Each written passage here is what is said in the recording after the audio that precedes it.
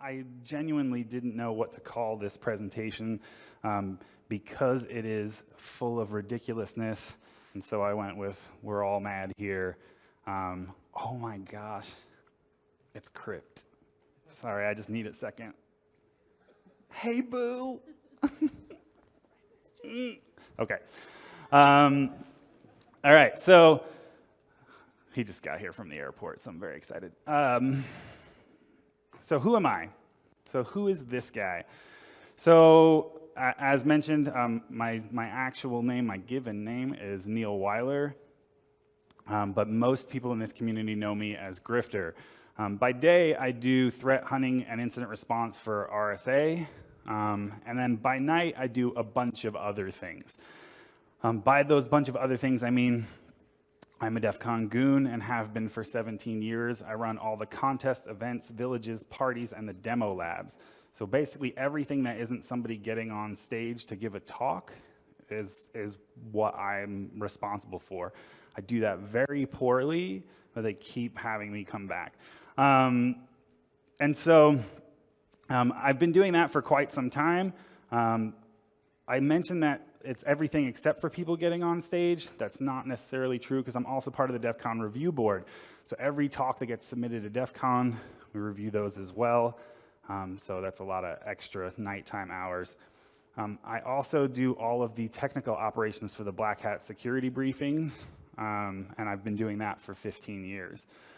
I'm also on the Black Hat review board, so all of the DFIR, malware, network defense, and applied security tracks. I read all of the submissions for those. And the training review board, so I help pick the training. I am the founder of DC801, if you're familiar with DC801, and actually DEF CON groups as a whole.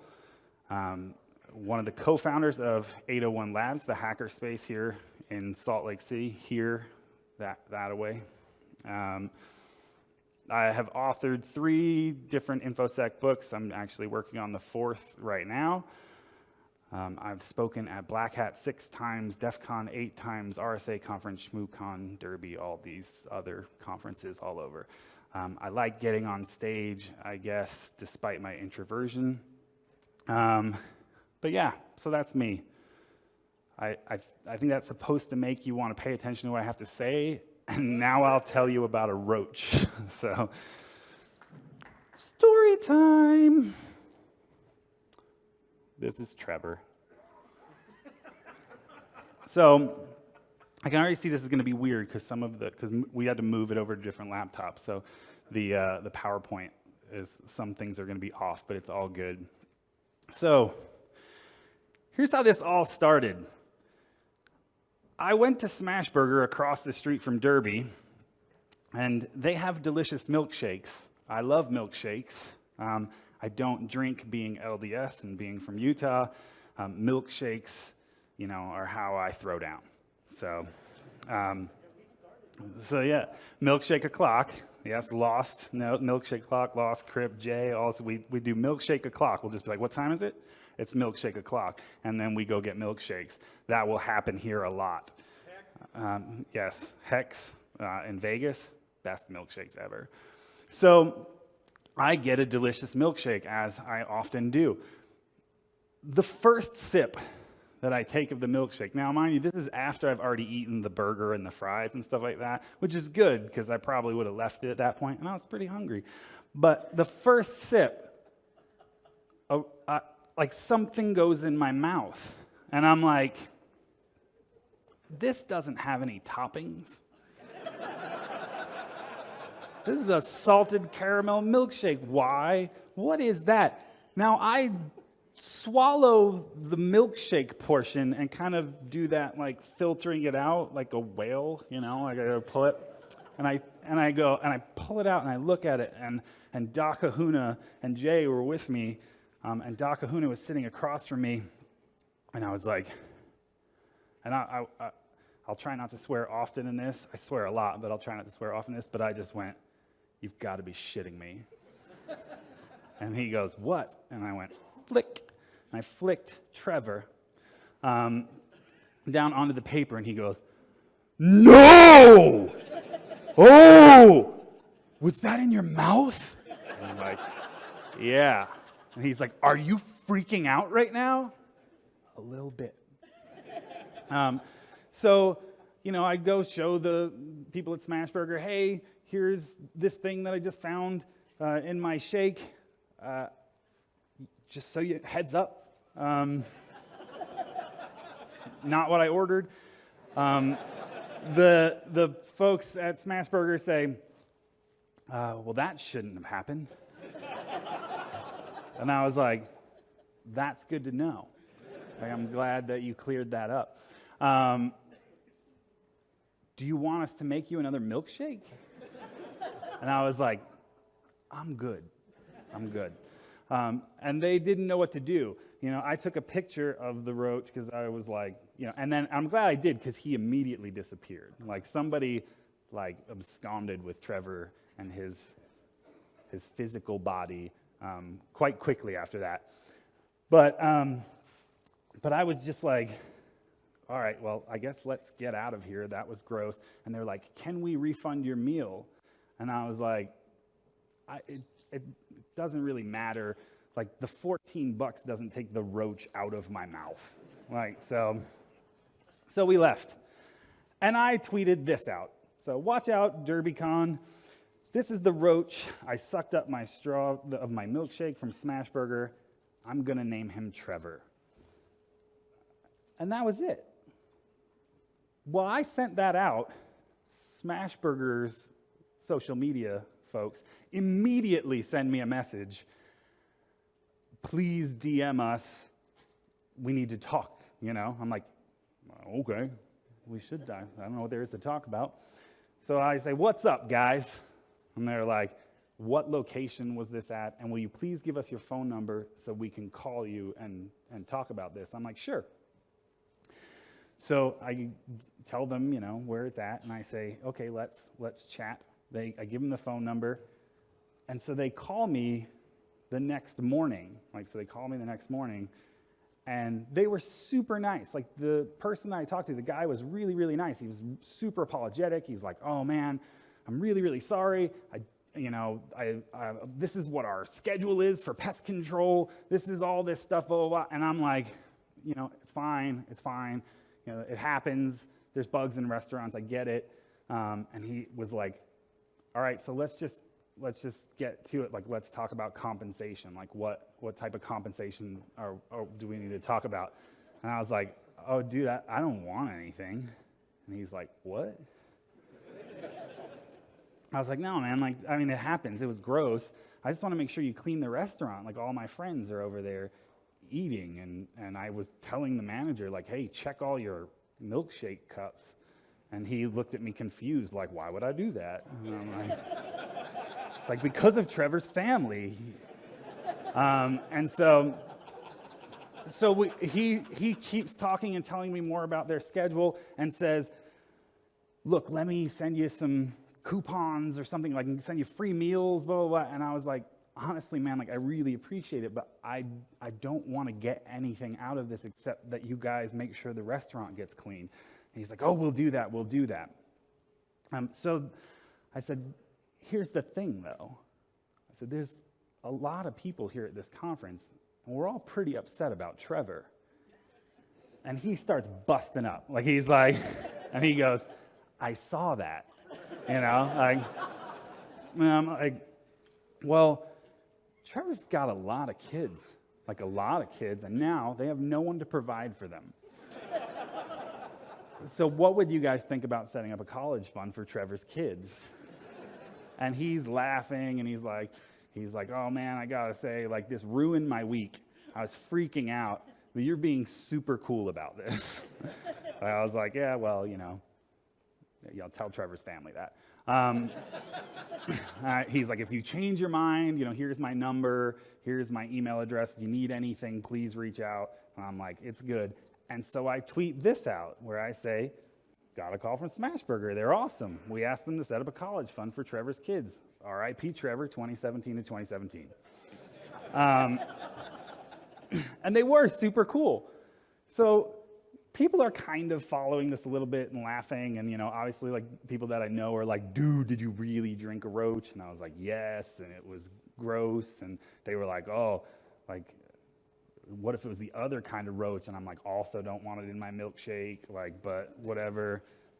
So I get I see this tweet go out, and it says, from Narfi, and he says, I will be disappointed if Trevor doesn't end up with a curbside memorial complete with pictures and stuffed animals.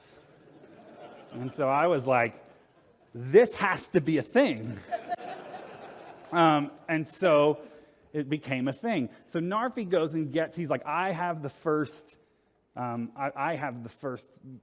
stuffed animal. I'm going to go put it out there, and printed off the paper here and wrote R.I.P. Trevor, #TrevorForget, and stuck it outside of the Smash Burger. And within 5 minutes, someone stole the stuffed animal. Like, we could see it happen. At DerbyCon, the hotel looks across to the Smash Burger, the smoking area, and there's like an outside bar where everybody hangs out. You can get food and stuff. So we're sitting right there, and it's like, oh, and it's gone. Like, someone just walked by and was like, mine. And so I was like, I'm going to CVS, and I'm going to see what I can get. So I get this. It is the weirdest $40 I've ever spent. But it's, little stuffed animals, some LED candles, a bar of Dove chocolate, Trevor's favorite, Mountain Dew, because, he's a hacker. And all of this stuff I was putting it out there, and people saw it, and they were like, what are you doing? And I was like, oh, I'm setting up the memorial for Trevor. Who's Trevor? This roach. So, got some odd looks. But then people start coming over and taking pictures, and there's a box of tissues out there too. The thing that was great about the tissues is that locals would walk by and see it, and they would be like, what? Reach down and take a tissue, and then walk off. Like, what are you going to do with that? But obviously, that was the right amount of memorial to keep people from just being like, free stuff, and taking it all. So it stayed. And I went to dinner. So here we are at dinner, and Alex Hammerstone tweets this out because essentially we're very distracted by our phones. Because the DerbyCon hashtag, so Dave Kennedy, who runs Derby or founded Derby, is in the red shirt there. He is blowing up from all the Derby stuff that goes to his phone. I'm blowing up because Trevor Forget is happening. And then he's like, dude, this memorial thing's getting out of control. There's all this stuff happening. And it grows. So now there's a bunch of people out there. And so what was fun about this too was I built the memorial, and then I walked away from it and went to dinner about 20 minutes later. But beforehand, I went to the little bar area and was sitting down with some friends. And anytime someone walked by and took a picture or stared at it for too long, one of us would scream, Trevor, which is why the call. And everyone outside would echo Trevor. So 70 to 100 hackers would then scream Trevor at the top of their lungs and frighten off the norms, So this keeps getting bigger and bigger, and people are shouting Trevor like crazy. Locals are swinging by, and now they're starting to get involved. So we've got some locals down there. There was a horse, like a carriage, little touristy thing right outside where the Smash Burger was. And the driver of the carriage started to scream, Trevor, whenever we would scream Trevor. And we're like, we like you, lady. You're one of us. And so you can't see it because it's a really dark picture, but there's a guy, he's actually holding his hand up in the air. That's his response to everybody screaming Trevor at him. So it grows. So there is... That's also pretty dark. But there is a 40 of Colt 45 there. There is food. There are several piles of and different packets of sugar, multiple different types of liquor, like shots that were out there, a 6-pack of Smirnoff Ice, which is a big derby thing, so Trevor got iced, and then like cards and all other kinds of things. And we're like watching this happen mostly from dinner, like we're like, they're making it bigger and bigger. Like it has taken on a life of its own. Now people were putting cards there. They weren't just putting cards there. They were actually filling out the cards. Like people were signing them. Someone drew that "gone but not forgotten." That's not part of the actual card. So things like, "God bless you, sweet prince. Good night, sweet prince. You were better than all of us. Security Viking." It just got insane. It was hysterical. So we had some Hallmark moments there. Art. Tragedy. Art. So people, they found art as their outlet for making sure that they could show how much they cared about Trevor. So there were different types of artwork that were being set out at the memorial. I like the one in the middle there up top. It says, "It wasn't my fault that I liked milkshakes." And so, yeah. And then there was a Yelp review. So here's the Yelp review of that Smashburger location, 1 star. So from Trevor R. This is from Trevor. "So there I was, swimming around in a delicious milkshake when this guy with great hair comes in and sucks me up through a straw. He also smelled of rich mahogany, which I noticed as I was being sucked up to his magnificent lips." I did not make this review. This is not me. Do you know how weird this is to come across this? And then, "Now I'm dead and my wife can't pay the rent, and Smashburger has refused to set up a college fund for my 1,337 children." So this keeps happening, and now people are tweeting pictures of the memorial like crazy. And I figure, all right, it's going to go on for a couple hours, and then we'll get bored, or we'll see something shiny, and it will stop. But then this happens. Oh, Smashburger. Whoever was in charge of that Twitter account just told 2,000 hackers who were having a great time trolling and just minding their own business, mostly, "Please stop." Mistake. It was like, I was talking to Pope about this. He was like, yeah, so basically they were like, "Hey, there's a fire here. Put it out with this gasoline." And so hopefully the audio will work for this. It got out of hand.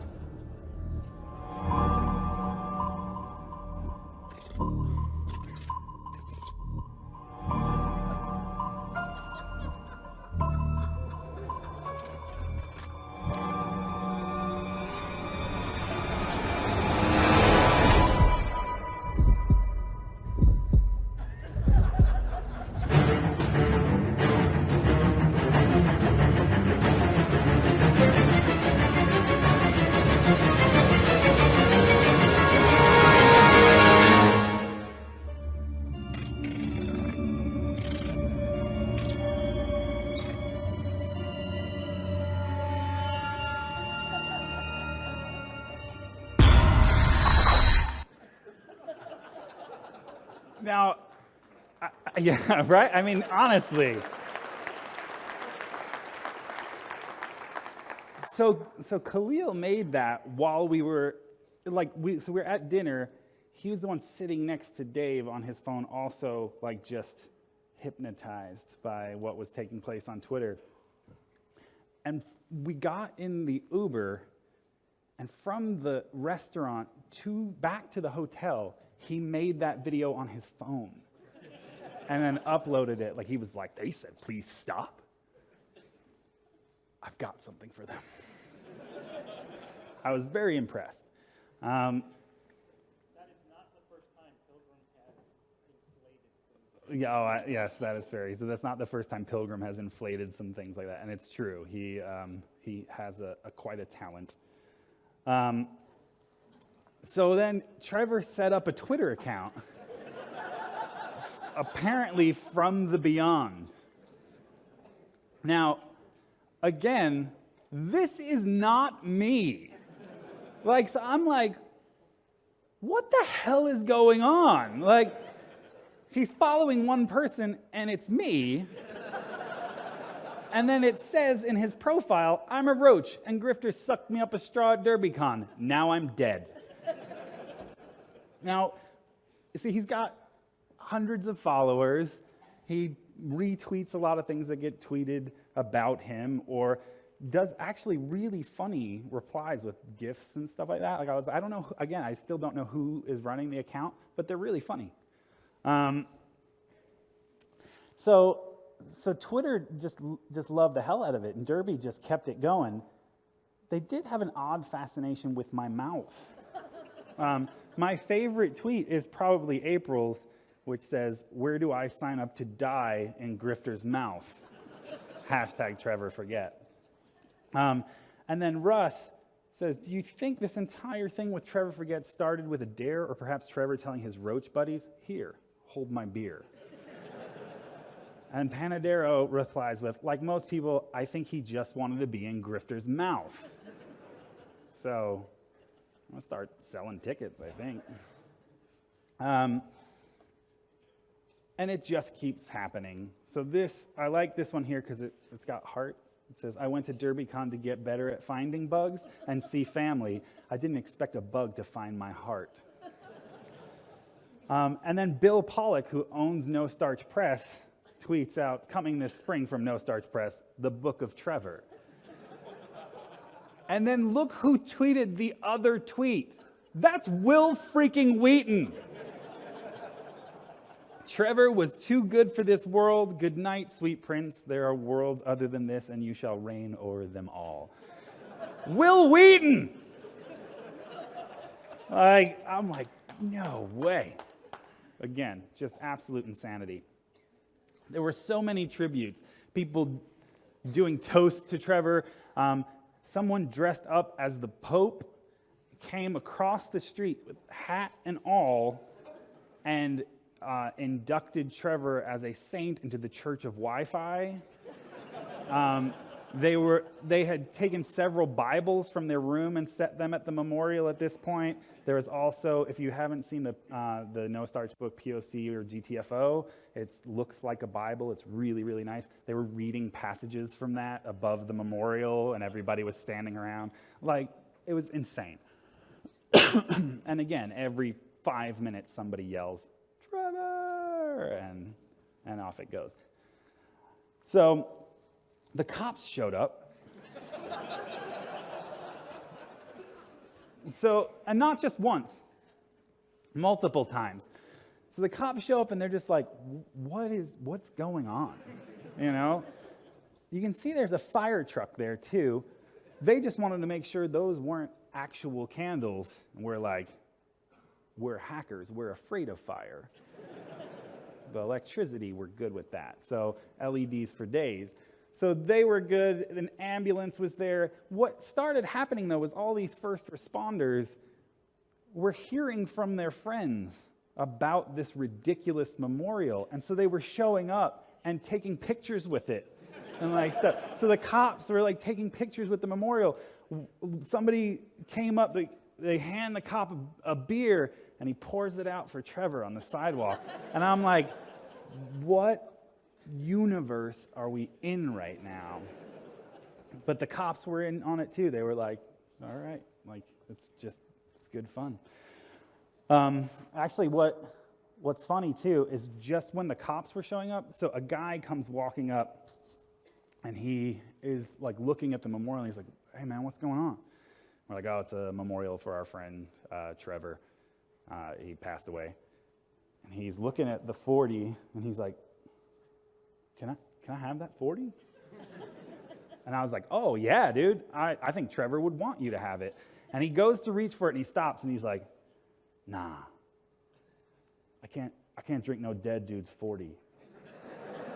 And I was like, oh, he was a roach. And he's like, what? I was like, no, he was a roach. Look, here's a picture of him right here. This is Trevor. And like, I drank him in a milkshake. He's dead. And so this is the memorial for the dead roach. And he reached down and grabbed that 40 and drank like 3/4 of it, like in a second.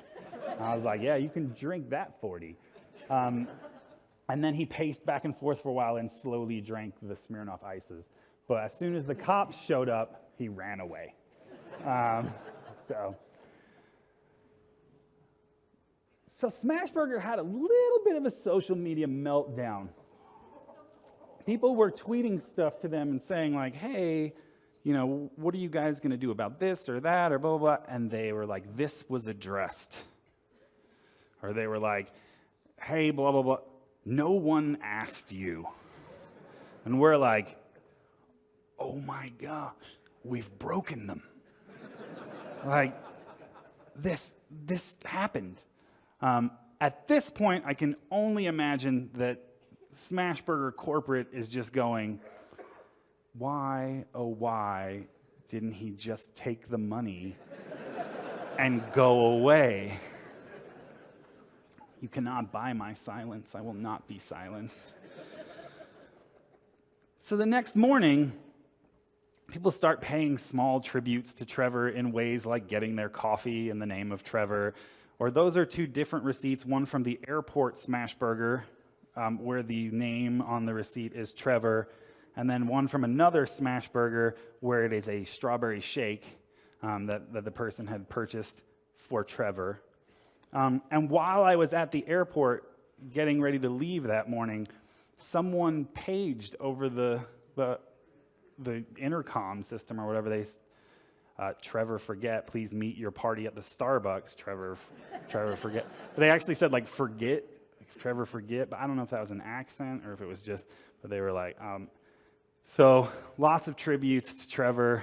Everybody was like, well, we just want Trevor to be, remembered. And this was Smashburger's response. You monsters.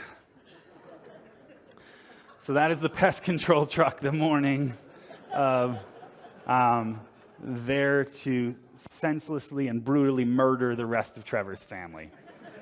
They took care of it. But it just doesn't stop. So now that picture in the upper left is at Ubisoft, where the makers of Watch Dogs, the hacker video game, and on their case of awards, somebody has taped #TrevorForget. And then off it goes on the internet. There's Dave Kennedy wearing a shirt with a big roach that says Trevor Forget on it. Someone made a video game, that's what's on the bottom left there, where it's a roach and you just have to dodge the falling milkshakes. And then that's another shirt where it's just the tweet that says, please stop. But that's not the only shirt. Like Punk, you're wearing a Trevor Forget shirt today. Get up on that chair and show the good people your Trevor Forget shirt.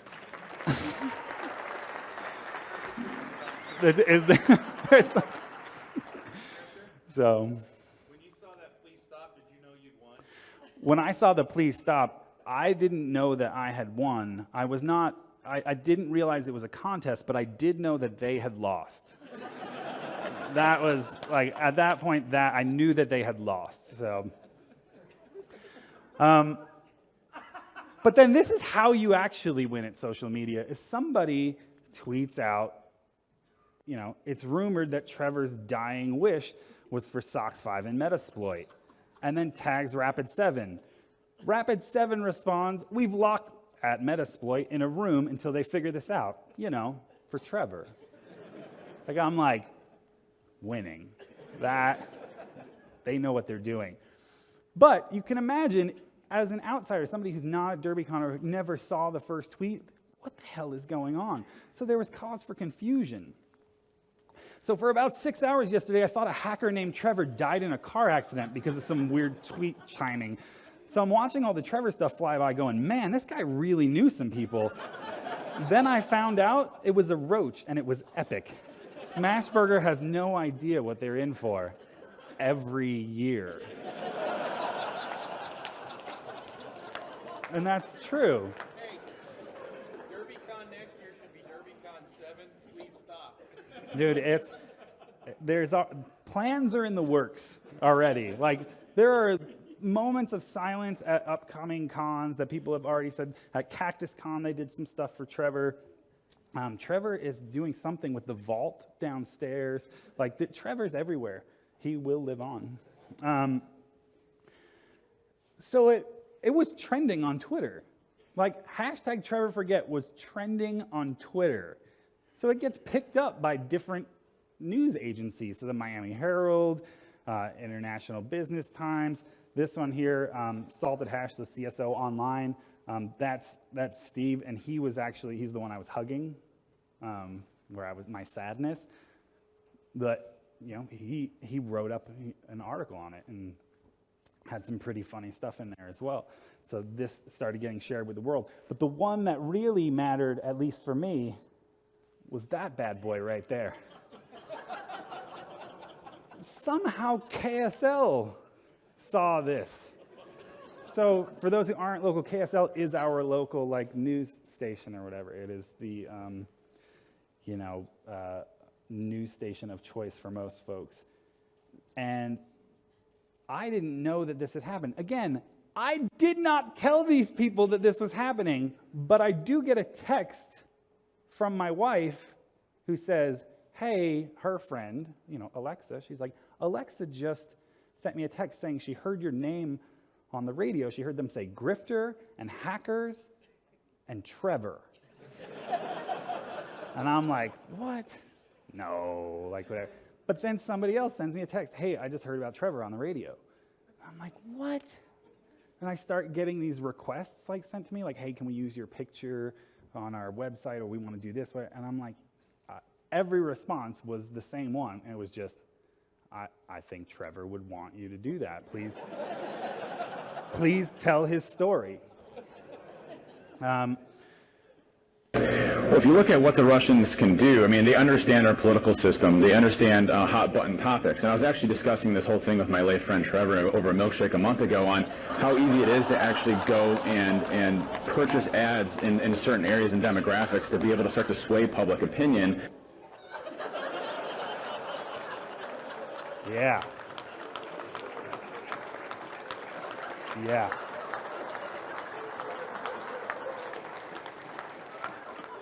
Trevor's on CNN. Mama's so proud. So yeah,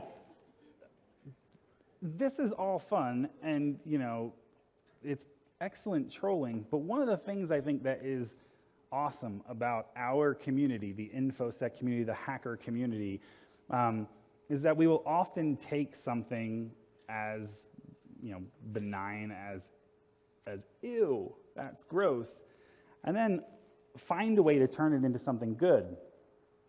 So someone set up a GoFundMe where it was the Trevor the Roach Memorial Fund, and the proceeds for that went to Friends of Puerto Rico, so hurricane relief. People freaked out initially, though, because it says there, as you know, the InfoSec community lost a beloved member over the weekend, Trevor the Roach. To make matters worse, his entire family is also caught up in the disaster in Puerto Rico. Now, people were like, oh, dude, that's not cool. What if people think you're, calling Puerto Ricans, roaches or whatever? And I'm like, I'm half Puerto Rican. My mom is Puerto Rican. I know I'm the most German-looking Puerto Rican you've ever seen, but it is a fact. So I'm like, we good. So it raises $3,700, which is awesome. Oh, that's really cool. It's about how much was raised by all the other things that people tried to put together for Puerto Rico at the con as well, because of a troll.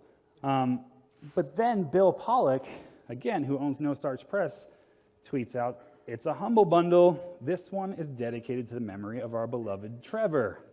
Please retweet." And it goes out into the world. So this ended yesterday, and it was over $600,000, and I think he was saying just over $200,000 of that goes to charity. So a dead roach in my mouth and on the internet turned into something actually fairly amazing, which is really cool. So a lot of money raised for charity due to Trevor's beautiful sacrifice.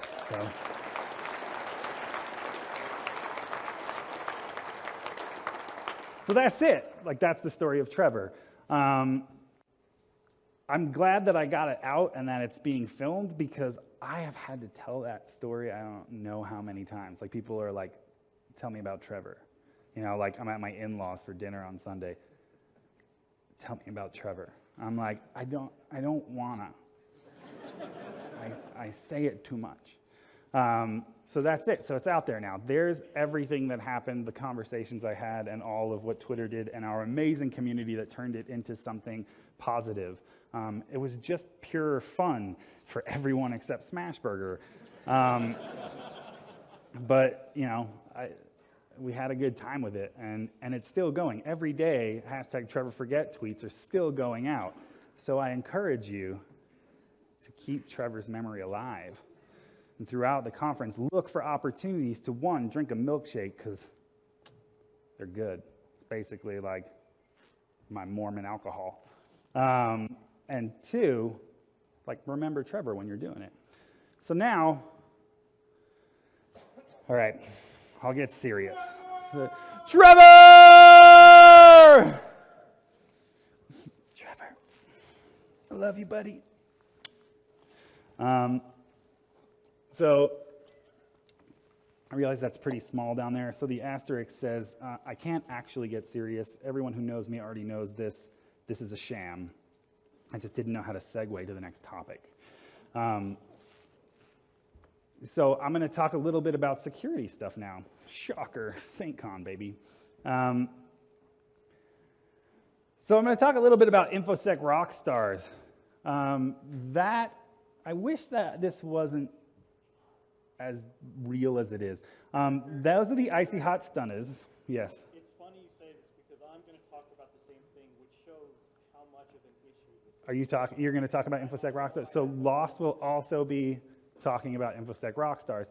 So here's the thing about InfoSec Rockstars. Those are the icy hot stunners, and if you don't know who they are, shame, for shame. But that is actually a picture of me in front of a Ferrari that I rented in Singapore and went driving around, and I never realized how much it makes me look like an icy hot stunner until I built this slide. And I was like, damn it, I need a new profile pic. So the InfoSec Rockstar thing is interesting. Like, I mentioned all of the things that I've done before. I've been in the hacker community for a long time, actually since I was 11 years old.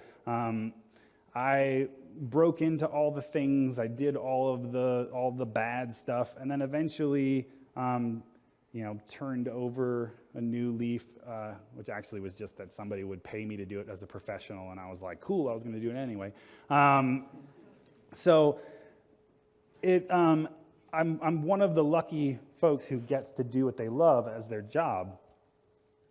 Now, the InfoSec Rockstar thing is really interesting because people will say, like, oh man, you're a rock star. Look at your travel and all the cool things, and you talk at all the cons, and you do whatever. And I'm like, okay, like, that's not a real thing, though. Now, I get to travel because of my job. I get to travel. All of the pictures there on the bottom are I pulled them from my Instagram feed over the last year. So it looks really cool. I mean, even in the US, California, Texas, DC, St. Louis, Vegas, and then, Paris, Singapore, Tokyo, Where is that? Budapest. Like, it looks really neat from the outside. Like, it looks very cool. But it's not reality. Those are like the one moment that I get where I'm not like tied to a data center or chained to a desk somewhere. So it can look really glamorous, and sometimes it is, and sometimes it isn't. Sometimes you get to do really cool things, and other times you just want to be at home with your family. There's also something that's an interesting side effect of having a rock star status within the InfoSec community, and that's it brings out a lot of haters. So you get a lot of people who are just find joy in finding your flaws or trying to figure out how to tear you down in some way, because if they do that, that helps build them up. Like, they get something from that, which is really frustrating, especially when you're somebody who's just trying to educate people or bring together a stronger, tighter community. Look, I'm getting all serious on you now. You're hating it, right? You want to talk about Trevor some more? But even sometimes, you can get that same behavior from friends. So I have had the experience of having people who I consider friends who have said things about me behind my back or to other groups because they think if they can cut on me or make it look like I'm the idiot or whatever, that again, well, I'm the type of person who can, say something negative about Grifter or do whatever, so that must mean that my station is here, and but it's a really weird thing. But it is absolutely something that happens. And again, a lot of that is because it looks really interesting. And I mean, shame on me, I guess, for tweeting where I go. But the reality is this. That's what it means to be an InfoSec rockstar. You sit in a conference room with no windows, looking at packets all day. It's not as sexy as everybody thinks. So it's not real. So all the things you see where you're like, oh man, that's so cool. Whoa, what's happening? Trevor? We got your message, buddy. Again, when the thing is that all comes at a cost. I spend months of the year on the road. I have already logged almost 200,000 miles flying around the country so far this year. I have diamond status with several different hotel chains. It definitely comes at a cost, and you have to remember that as well, is that it's not all sunshine and rainbows. So when you see people and if you feel like they're trying to build that image up, or even if they're not, remember that comes at a cost, and it also can come at the cost of burnout. And at one time that happened to me, and I completely walked away from the industry for a couple of years. And then I came back because I love you guys. All right, this is random ramblings with Grifter at this point, so I'm just going to jump from topic to topic. So everywhere you go now, and especially if you're in an expo hall, and I don't mean that to the folks who are downstairs, but I mean that more in the sense of like RSA conference or Black Hat, where you go into these giant expo halls that someone can land, a 747 in, and it's just full of every security vendor. RSA conference will proudly proclaims we have 750 plus vendors, and it's cool. I guess that's something to celebrate. But here's the thing, 750 vendors, 700 of them are telling you that they can do machine learning or they can do artificial intelligence.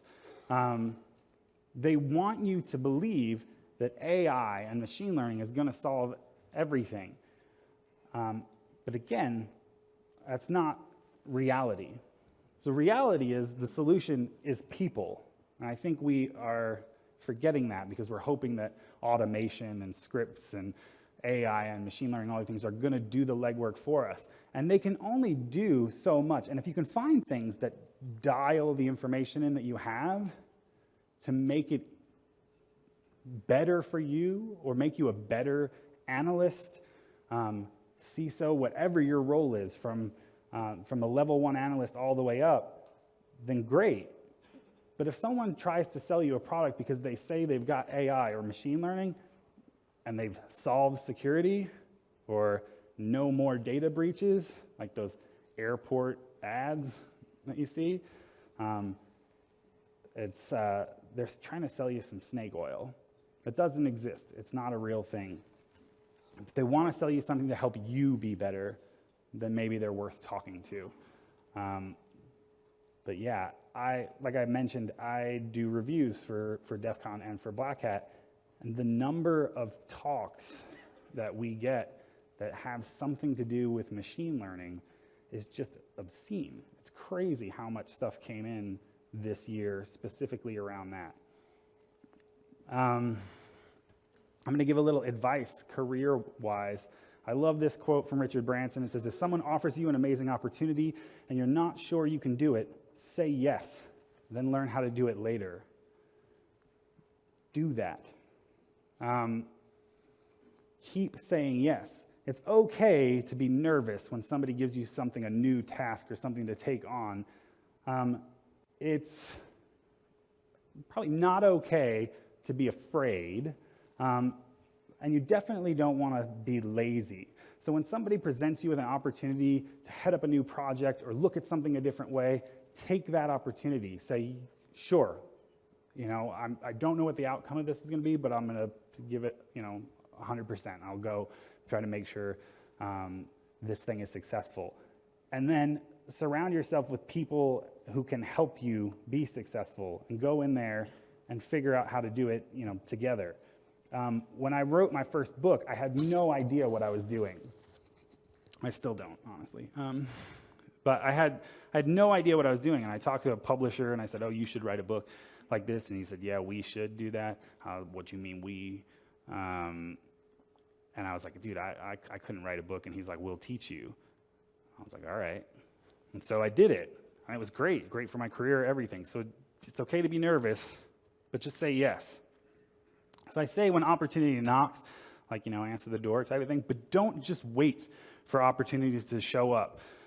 Seek out or create opportunities within your organization. So if you see something that you think should be improved, or you've watched a cool talk at SaintCon, or you've read a cool white paper, just try to find a way to make that part of what you do, or bring that to the table. Somebody who is connected to this community in the way that everybody who's sitting in this room is. You're here, you're in the room, it means you care. So just even bringing back, this is what I learned at SaintCon, here is what it looks like people were focused on, and I know we don't have our efforts in those places, we should do that. Make those things happen. I had a friend who once said to me, if you want a job, like within your company, just start doing it, and eventually it will become your job. And that's true. If you really feel strongly about something, just start to do it. Like, get the buy-in enough to where you can do it. Don't worry about whether you're going to get a new title or you're going to get a better parking space or whatever. Just start doing the thing that you're passionate about, and the rest of that stuff will come. Also, the idea of saying, like, I have to have credit for things. I once had a boss say to me, where I was pretty young in my career, somebody had taken credit for something that was my idea, and I was all butthurt about it. And I was like, oh man, that was me, I said that. And then he comes up and says, oh, blah, blah, blah. And everybody's like, that's a great idea. And I'm like, yeah, it was a great idea when I had it. And he said, Neil, like, it's amazing how much you can get done when you don't care who gets credit for it. So I was worried about whether or not I was going to get credit for a thing that I thought would better the situation for the company and for our users. And in the end, it was going to get done. I just wasn't going to get a pat on the back for it. And did I really need that? What did I want? Did I want the pat on the back, or did I want to make a difference? Which is why I always try to also say we, and I hope to ask you guys to do the same thing. We did it. We were able to do whatever. Even I do it unconsciously at this point, to where I said, we asked them to set up a college fund for Trevor's kids. There was nobody else on the phone with me, but I just do that, like the community we. But don't worry about who gets credit for things. Just don't be that guy. So be open, positive, and humble. So there's always somebody out there who's better than you at whatever it is that you're doing. Like, it is what it is. You can either fight that or you can accept that. What I'm encouraging you to do is accept that. Find the person who is better than you at the thing that you're interested in. If it's incident response, if it's pen testing, if it's malware analysis. Find the person who's better than you and then grab on. And be like, hey, will you show me how to do this? Will you help me get better? There was a time when I played paintball, that was my stress relief. I like shooting stuff. So I was on a sponsored team. We played in tournaments and stuff, and we had done pretty well. And then the next season, we moved up to the next ranking. We didn't have to, but we figured, well, that's how we'll get better. And so we did. And then the next year, we moved up again. And people were like, why are you doing that? Like, you could just go over here and you can get all the prizes in this division, but now you're in like 6th place out of like 18 teams in this division. And I was like, well, I would rather lose and learn than get all the prizes and not gain anything from that other than like a plastic trophy. So go find the folks who are better than you, play against them. There's red versus blue going on downstairs. Go play against them and then learn from them. And make connections. So everybody is sitting here in a room. Let's see. All right, I'll throw out a challenge for you guys right now. Like, turn to the person next to you if you don't know them. If you know them, you already know them, they're dead to you. Not unlike Trevor. Oh, too soon. And say hi. Find out why they're here, what they're interested in, and then, if they don't seem super creepy, have lunch with them after the keynotes today. So, why is super creepy a constraint? Those are the most interesting. That's, you're creepy, and I love you, so I guess that's true. All right. So as you can see, I put lots of memes, and it's what takes the most time for me building a slide deck is memes. But the next topic is the only topic that I don't have any memes on. That looks terrible, but it's okay. It was kind of supposed to. So that is The Conscience of a Hacker, which was published in Frack back in 1986. And it's better known as the Hacker Manifesto. So there's a lot of fighting and arguing and stuff about diversity within InfoSec and within our own community, how there aren't enough women, or there aren't enough people of color, or there aren't enough crusty old white dudes. I don't know. Like, there isn't enough whatever. Doesn't matter what it is. Somebody's mad that there isn't enough of it, or that we have to, pay attention to certain ways that people look or act or do whatever. And here's the thing. In 1986, when the mentor wrote The Conscience of a Hacker, it says right in here, we seek after knowledge and you call us criminals. We exist without skin color, without nationality, without religious bias, and you call us criminals. So this is 1986. This is the spirit of a hacker. We have always been a meritocracy. It's about what you bring to the table. What do you know? What do you share? What are you doing to help make the situation better? It never mattered whether you were black or white or Hispanic. It doesn't matter whether you're from the US or from Russia or from Israel or whatever. It mattered what you brought to the conversation. It didn't matter what was between your legs. It mattered what you brought to the conversation. So the thing is, I feel like we forgot that somewhere along the way. We knew this back in 1986, but now we argue about it like it's something that that really needs to be discussed.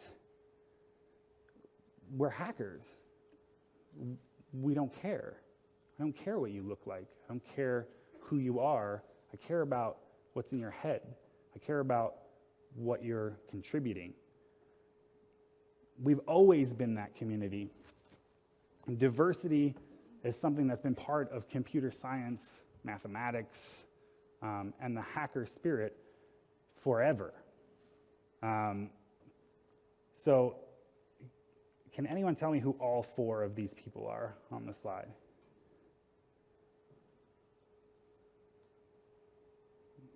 No one? What? You can get three?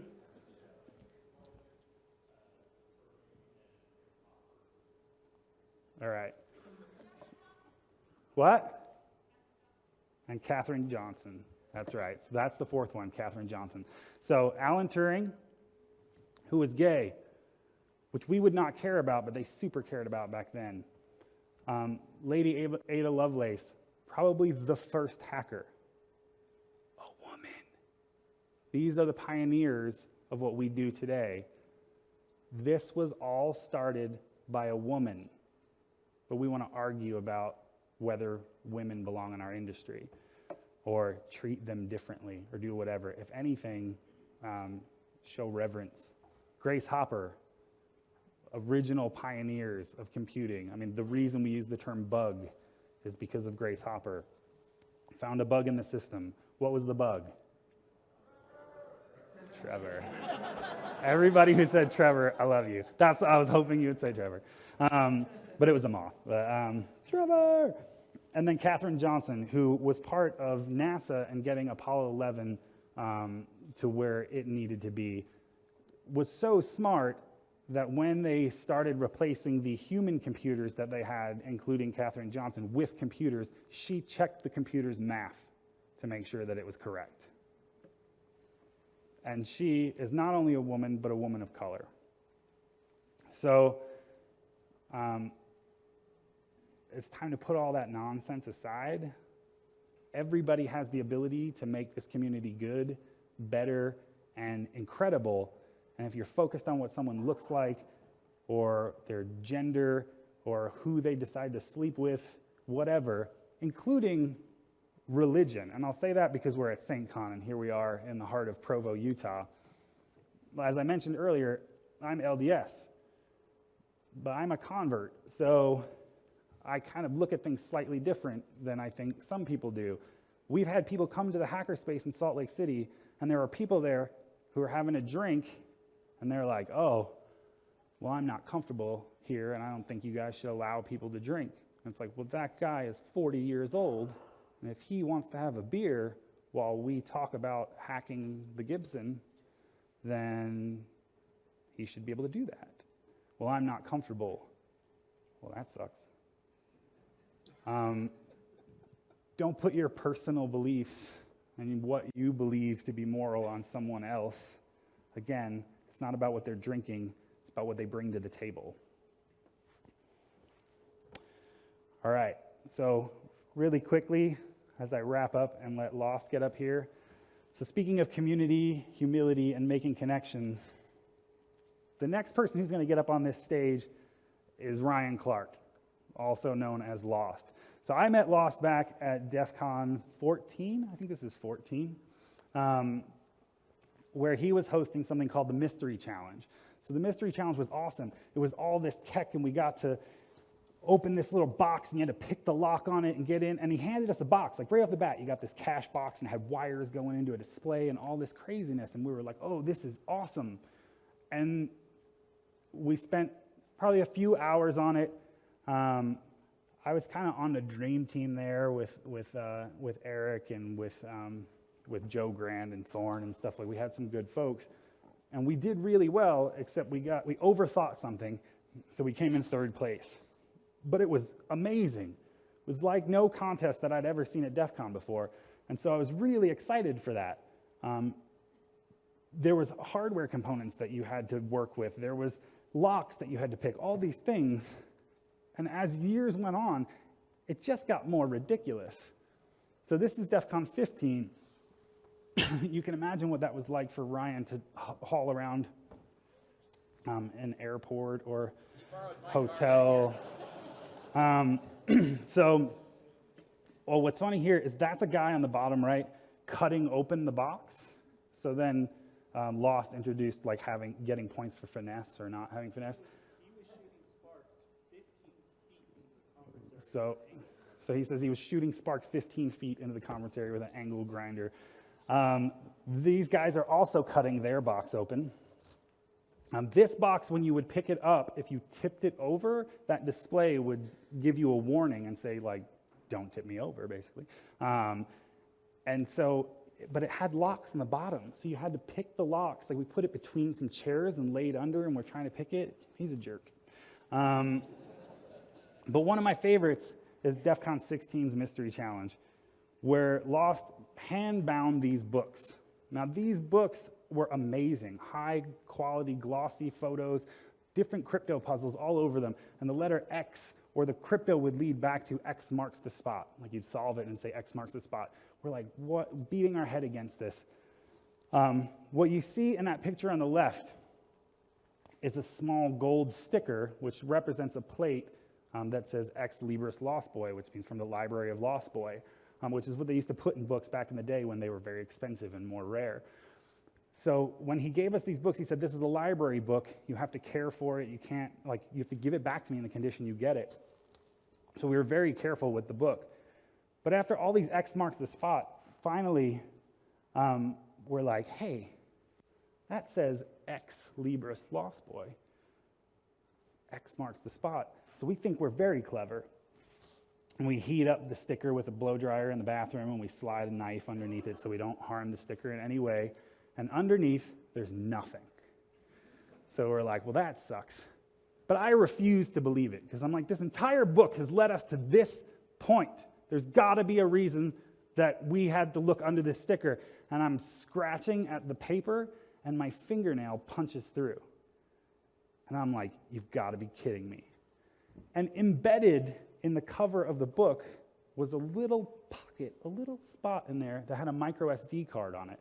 And the micro SD card had all these files on it that had more clues and passcodes and different challenges and things that you had to do to eventually get yourself the box, which was actually a giant, I don't have a picture of it, but a big metal cylinder with this ball inside of it, which, again, he's a jerk. That freaking lock on the top of it, that combination lock, it's not hooked to anything. So we sat trying to get this thing open forever. And in the end, it was like this perfect sphere that he had bondoed and put together. And it was also cross-threaded, because again, jerk. Reverse-threaded, I should say. So as you're trying to get it open, you're actually tightening it. But inside were all these components that you had to put together and do all this cool stuff with. And the next year, we got another box, and it had locks on it and more parts. And we had to build laser diodes and shoot them at different things. And we had more audio files that we had to analyze. And there was text embedded in the audio file. Like, you pull it up in Audacity, and there's text in there. And we're like, who is this wizard? You would send information to this mannequin head on a table that was in the contest area, and it would set off a projector in another room that would randomly put a little dot out. But in the beginning of the contest, we'd receive this vellum piece of paper with these characters on it, and if you stood in front of it at exactly the time that it went off and recorded what points it touched, you got the next message, the next puzzle, and you got to move on. And that is the insanity that is Ryan Clark. So, ladies and gentlemen, Lost.